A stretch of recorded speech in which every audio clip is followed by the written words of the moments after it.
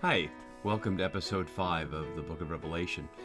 Today we're just going to look at two verses, chapter 1 verse 10 and chapter 1 verse 11, because there's so much going on in these verses, and especially because there's so much going on in the verses after them, which is a unit. So the next one will be a little bit longer, and this time we're just going to look at these couple of verses. Last time we looked at who John is, at least what we're told about him here, and immediately after that we hear this. I was in the Spirit on the Lord's day, and I heard behind me a loud voice like a trumpet. So we have to look at a few things here. First of all, as many writers have said, the vision comes immediately after his description. And it raises genre questions for those who are interested in such things, because as we saw two episodes ago, starting in verse 4, it sounds like a letter. And of course, it was told what is written. It is a written document. But John to the seven churches, grace to you and peace, sounds very much like the introduction to a letter, like Paul's letters or other New Testament or other ancient letters. And yet, in those letters, we don't hear about the person naming that they were just transcribing a vision. We certainly hear Paul, like in 2 Corinthians, talking about a vision he had at some other time, but here is a text in the form of a letter that's describing play by play the vision that John reports, both in sight and in sound. So it's different that way. And it's described as written in a book, as we'll see in a minute, and that's ambiguous too. So one thing at a time. So I was in the Spirit. The phrase in the Spirit we see is several times in Revelation, again in 4:2, when his next piece of his vision. So intervening between our current spot and this one are the messages to the seven churches. So in the Spirit on the Lord's day, which is unique here in the New Testament. Lord's here is Kyriake, and the phrase Lord's Day, Kyriake Hemera, as you see here, is only here. Kyriake is only used one other time from 1 Corinthians, where Paul uses it to refer to the Lord's Supper. It's certainly not the same as the Day of the Lord, which, of course, in English is grammatically identical, a day possessed by the Lord, or belonging to the Lord. But, of course, the Day of the Lord is a day of judgment and completion of things, whereas here the Lord's Day seems to refer to the practice of a regular gathering time, like the Lord's Supper does as well. Sunday is the presumption and the association with Easter, but we really know very little about the times and places of early gatherings, and many of those places were in wherever you could get, like in a cemetery or somebody's home, and perhaps the times were spontaneous as well. But certainly the sense of the Lord's Day came to mean Easter, and it's reasonable to assume that that's what he's talking about on this special day of consideration of the presence of the Lord. And he heard.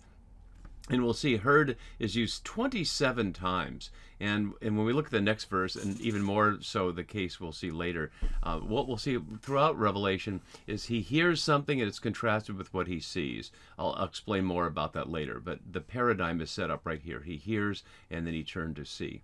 So he heard behind me, and the idea of a sound behind you comes from Ezekiel 3:12. As you see here, the Spirit lifted me up. I heard a sound behind me. Most scholars take that, as Audi does here, to designate the bat kol, which is to say the small voice, literally the daughter voice of God. It's what Elijah hears, that still small voice that's not where God's voice is not in the thunderstorm or in the wind, but in that little voice. So literally bat kol, a daughter voice. The idea that's behind is to say you can't perceive it directly. It's coming from surrounding you. And it was a loud voice, and there are 20 times we hear loud voices in Revelation. They're loud for all kinds of reasons, mostly to get attention, and to get attention not just in general, but to get attention in the place of the Roman imperial rituals and processions, which were also very loud. What's described here is a trumpet. The Greek is salpingo, or salpingos, but clearly translates the Hebrew shofar. And the shofar is a ram's horn that was used in ancient times to announce various things.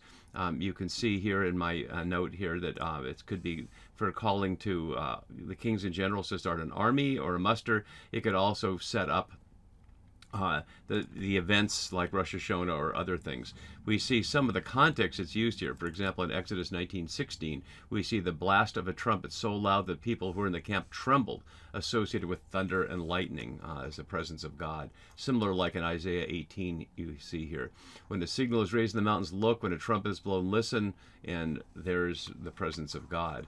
and many others like that here in Zechariah. Again, with lightning, the Lord God will sound the trumpet. And so in that case, God is sounding the trumpet directly. There are also these cultic contexts, which is to say in context of worship, like here in Isaiah, on that day a great trumpet will be blown, and those who are lost in the land of Assyria and driven in the land of Egypt will come and worship. So a call to leave captivity.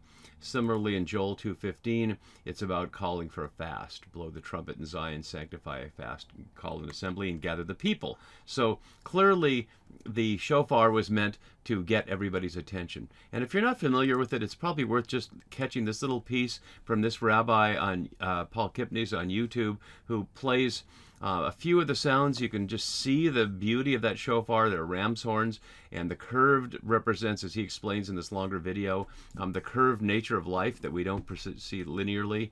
And the first call that he makes here, the single sound, is meant to be a sound that opens up the pathway to heaven. So it's very consistent with what we see in Revelation here. The sound allows John to be broken open into the listening and seeing what is revealed from the other side of the veil. So let's listen to a few seconds of this sound of the shofar.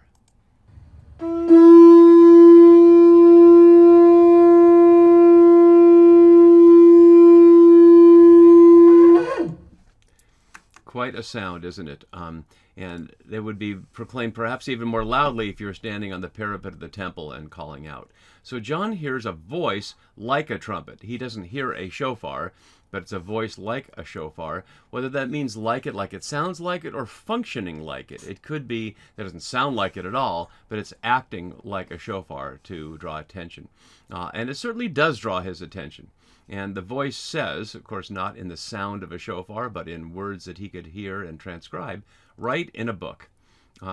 To write is used 13 times here, the Greek grapson here, and it's only elsewhere in Luke. So only John of Patmos and Luke talk about writing in their writing.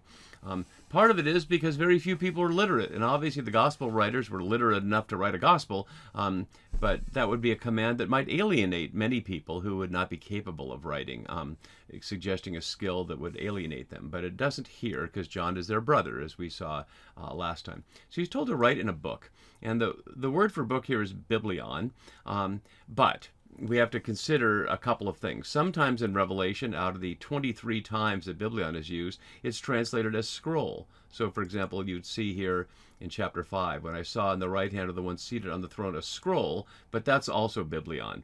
So we can't distinguish here what the New Revised Standard lists as book in some places, in biblion and scroll in other. They're all biblion.